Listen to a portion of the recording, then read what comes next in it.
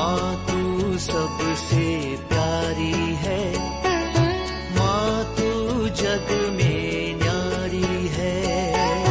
माँ तू सबसे प्यारी है, माँ तू जग में न्यारी है। अपने आंचल में रखना, अपने आंचल में रखना। हमें वरदानों से भरना। माँ तू सबसे प्यारी है, माँ तू जग में न्यारी है। माँ तू सबसे प्यारी है, माँ तू जग में न्यारी है। पिता, पुत्र और पवित्र आत्मा के नाम पर आमीन। आप सबों को जय यीशु।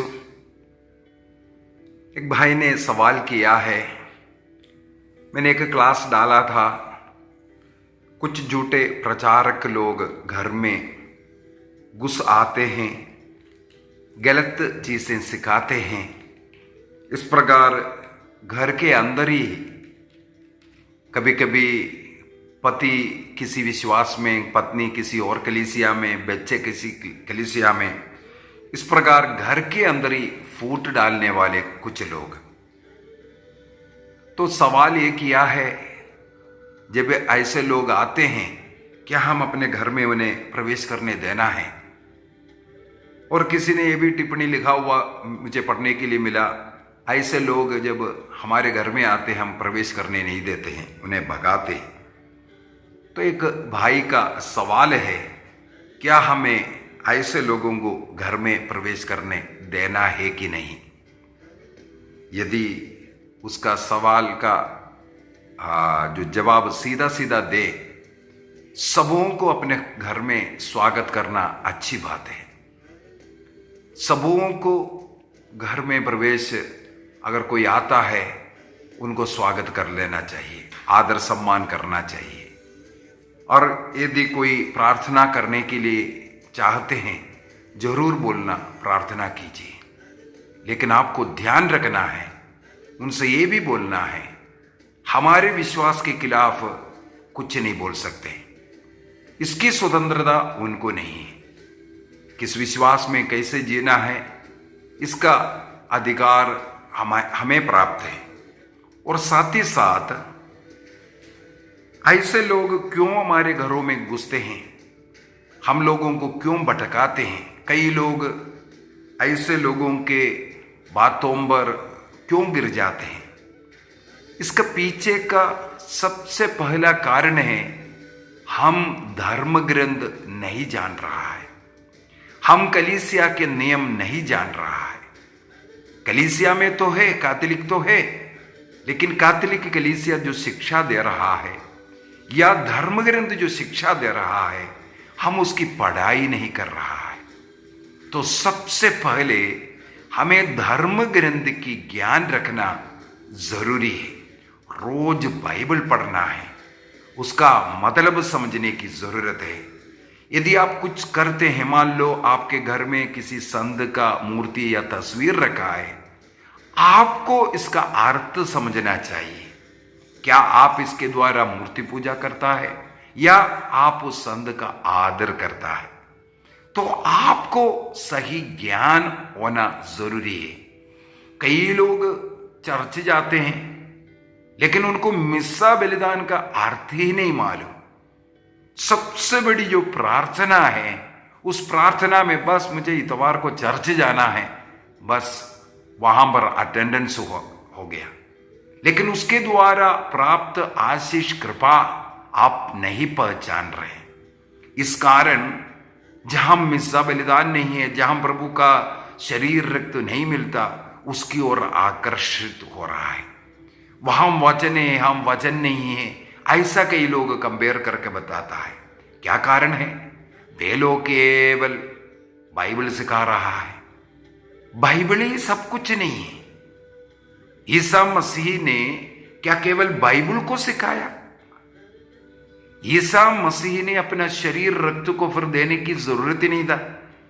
ईसा मसीह को फिर कलवारी पहाड़ पर मरने की जरूरत नहीं था, केवल वचन उसमें सब कुछ है। तो ईसा मसीह ने अपने को दिया हमें, उसको पवित्र मिस्सा बलिदान के द्वारा हम उस मसीह को, रोटी रूपी मसीह को हम ग्रहण करते हैं। तो आप कलीसिया के हर एक गतिविधि, कलीसिया में सिखाने वाले हर बात आपको सीखना चाहिए। क्या इसका अर्थ क्या है, ये आपको सीखना है। बाइबल अगर आपको समझ में नहीं आ रहा है, कैथोलिक कलीसिया में शिक्षक है, आप उससे पूछ सकते हैं। मेरे इस चैनल के अंदर सैकड़ों क्लास ऐसा है जो विश्वासियों ने मेरे से सवाल किया, पूछा इसका अर्थ क्या है ब्रदर। मैंने उसका एक क्लास बना करके डाला है, तो आपको मदद मिलेगा। आपको कोई डाउट है, कैथोलिक कलीसिया जो आधिकारिक रूप से जो शिक्षा दे सकता है, बाइबल का वचन को तोड़ करके देने के लिए जो अधिकारी है, वो जो सिखाता है उसको सीखना चाहिए। यदि हम लोग योहन का सुसमाचार उसके अध्याय 10 वाक्य 10 को पढ़ेंगे, वहां पर लिखा हुआ है, चोर केवल चुराने, मारने और नष्ट करने आता है। आपके घर में आकर के आपके विश्वास के खिलाफ जो कलीसिया से हट करके अपना कलीसिया स्थापित कर, गाना गा करके या वचन का झूठे जो ट्रांसलेशन कर करके जो सिखा रहा है, वे चोर है। उनके विषय में ही मैंने पिछले जो क्लास डाला है, तो उसी में यदि आपको यह डाउट आया है, आपके मन में यह होना चाहिए, जॉन चैप्टर 10 वर्स 10, ये चोर किस लिए आता है? आपको सत्य विश्वास से चुराने के लिए, ईसा मसीह के कलीसिया से आपको चुराने के लिए वह आता है। इसके बाद क्या है? आप मसीह से जुड़े हुए, उस कलीसिया से जुड़े हुए जीवन प्राप्त रह रहा था, आपको कंफ्यूजन में डाल दिया, उलझन में डाल दिया। कहां सही है, वहां ये है, वहां वो है, ये बोल करके केवल वही दिखाता, चमत्कारों को दिखाता है। कैथोलिक कलीसिया में रोज हजारों लाखों बड़े बड़े चमत्कार होता है, लेकिन कैथोलिक कलीसिया उन चमत्कारों को दिखा करके किसी को अपने कलीसिया की ओर नहीं बुलाता है। हमारे रिट्रीट सेंटरों में, हमारे प्रार्थना सभाओं में जितना चमत्कार होता है, उसका 1% भी सारे प्रोटेस्टेंट कलीसियाओं में नहीं होता है। फर्क क्या है? ईसा मसीह चमत्कार दिखाता है, ईसा मसीह जो कार्य करता है उसको वे लोग मेरे प्रार्थना में ये किया बोल करके उसी को बार बार दिखा रहा है, लोगों को वहां की ओर आकर्षित कर रहा है। ये चोर का कार्य है। तो चोर आता है आपको चुराने के लिए, सत्य विश्वास से, सत्य कलीसिया से आपको चुराने के लिए, और वो आपको मार डाल रहा है। ईसा मसीह का शरीर और रक्त जहां आपको मिल रहा था, जिसमें आपको अनंत जीवन, स्वर्ग राज्य मिल रहा था, उससे आपको दूर कर करके आपकी आत्मा का विनाश कर रहा है। आपके जीवन में जितना भी अच्छे फल था उसको नष्ट करा रहा है। लेकिन ईसा मसीह में, इस कलीसिया में जुड़े रहने से क्या है, उसके आगे लिखा हुआ है, मसीह से कलीसिया से जुड़े रहेगा तो आप जीवन प्राप्त करेगा, परिपूर्ण जीवन प्राप्त करेगा। इसीलिए सबों को स्वागत कीजिए, सबों का सम्मान कीजिए, सबों को प्रार्थना करने का अनुमति दीजिए। लेकिन आपको केवल एक बात की ध्यान रखना है, आपके विश्वास के खिलाफ बोलने वालों को उसी समय पर चुप कराना है। आपको सिखाने का अधिकार उनको नहीं दिया है। कैथोलिक कलीसिया में यदि आप कैथोलिक है, आपको सिखाने के लिए कलीसिया में नियुक्त लोग हैं, वही आपको सिखाने का अधिकारी है। इस प्रकार का चोर जो घुस करके आता है, वो आपको नहीं सिखाना है। उनको सिखाना है तो कहीं और जाकर के सिखाने दो। उसके लिए आपको मना करने का अधिकार आपको है। और जो ऐसे झूठे शिक्षक जो झूठे चीजें सिखाते हैं, आप साफ साफ बोल सकता है, आप कहीं और जाकर के सिखाइए। यहां आया है, स्वागत है, आपका हम सम्मान करते हैं, लेकिन हमारे विश्वास के खिलाफ कुछ भी बोलने का अधिकार उन लोगों को नहीं देना है। वे लोग धन इकट्ठा करने के लिए आता है। सबसे पहले मैं बोलूंगा, कई लोग बोलते हैं हाँ वो भी एक प्रभु का सेवक है, उनकी कुछ सहायता करें। ऐसे झूठे लोगों का सहायता भी मत कीजिए। उनका एक ही लक्ष्य है, बाइबल में लिखा हुआ है, पेट, धन। उसके लिए वो किसी भी हद तक जाएगा। मुझे याद आ रहा है, एक बार ऐसे ही एक व्यक्ति मेरे घर में आया था, मैंने स्वागत किया, हम लोग बहुत अच्छे बात किया। इसके बाद में अंत में बोला थोड़ा प्रार्थना कीजिए। हमारा वेदी था, वेदी की ओर मुड़ करके उन्होंने प्रार्थना किया। इसके साथ साथ वो माता मरियम से भी प्रार्थना किया। माता मरियम से भी ऐसा एक पास्टर ने प्रार्थना किया। क्या कारण था मालूम है? मेरे सामने मेरे साथ ऐसा प्रार्थना नहीं करेगा तो उन्हें कुछ नहीं मिलेगा सोच करके। इसके बाद यात्रा के विषय में मुझे वहां जाना है, यहाँ जाना है, वहां से लोग मदद किया, इस कारण मेरे को यहाँ तक आने के लिए पैसा मिला। ऐसे ऐसे बोल करके वो प्रार्थना किया, क्योंकि उनको धन की, पैसे की जरूरत था। ऐसे झूठे लोगों को घर से भगाना है। ऐसे लोगों को आप अपना दशमांश कभी नहीं देना, जो पैसा है नहीं देना।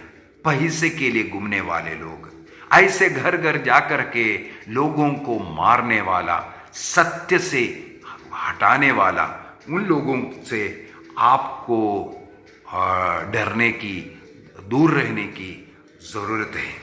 सबसे पहली बात है, कैथोलिक कलीसिया को वचन सिखाने का अधिकार मिला है, अन्य लोगों को नहीं। वो जबरदस्ती घुसा हुआ, जबरदस्ती बोलने वाला लोग। यीशु मसीह ने कहा जो मेरे साथ नहीं बटोरता, अर्थात कलीसिया के साथ जुड़ करके नहीं बटोरता, वो बिखेरता है। इसलिए 40,000 गुटों में वो बिखरा हुआ है। कैथोलिक कलीसिया एकजुट होकर के क्यों रहता है? इतने सबसे बड़ा कलीसिया संत पापा के अधीन क्यों रहता है? जो कलीसिया की एक ही शिक्षा है, उस एक ही शिक्षा को देने वाला एकजुट रहता है। अन्य कलीसियाएं बिखरने वाला, मारने वाला, नष्ट करने वाला है। दूसरा, हमारे कलीसिया में पापों को क्षमा देने का अधिकार मिला हुआ है। बपतिस्मा के बाद प्राप्त किए हुए जो पाप है, उसको एक पुरोहित के सामने यदि हम पापों को स्वीकार करेंगे, पापों को छोड़ने का निर्णय करते हुए, वो अधिकार केवल कैथोलिक कलीसिया में है। इसलिए हमें इस कलीसिया से जुड़े रहना जरूरी है। बपतिस्मा देने का अधिकार प्रभु ने कलीसिया को दिया है, सब लोगों के लिए।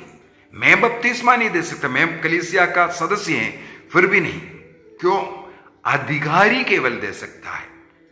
इसलिए स्थान, मान, अधिकार, ये सब प्रभु ने, यीशु मसीह ने स्वयं स्थापित किया, दिया है। यहां पर कोई नियम बनाने का अधिकार है। जो नियम पुराने विधान में जो चल रहा था, उसको बंद करने का अधिकार इस कलीसिया को मिला है। इसका मतलब उस अथॉरिटी, उस पावर के साथ हमारा कलीसिया सिखाते हैं, हमारे कलीसिया से जो दूर करने के लिए आने घुसने वाला ऐसा भेड़ियों से सतर्क भी रहना है। मेरे विचार में आपको बात समझ में आ गया। आइए हम अपनी आंखों को बंद करें।